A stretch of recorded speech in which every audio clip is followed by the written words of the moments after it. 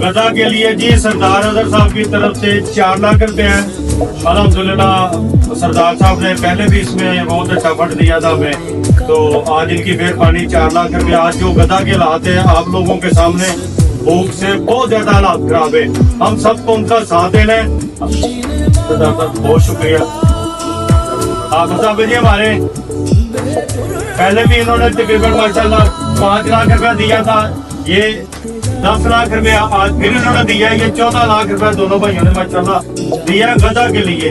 तो इंशाल्लाह ताला कोशिश कर भी रहे हैं और मजीद कोशिश करते रहेंगे गदा के लिए। उनको ये हम खाने पीने का सामान देते रहे, उनकी जरूरियात को पूरा करने के लिए हम सबको मिलकर साथ देना है। तो लिहाजा मेरी आप सब लोगों से दरख्वास्त है कि गदा के लिए काम करते रहे, गदा की मदद करते रहे, ये बहुत जरूरी है। आपकी मेहरबानी है, नजरअंदाज मत करें।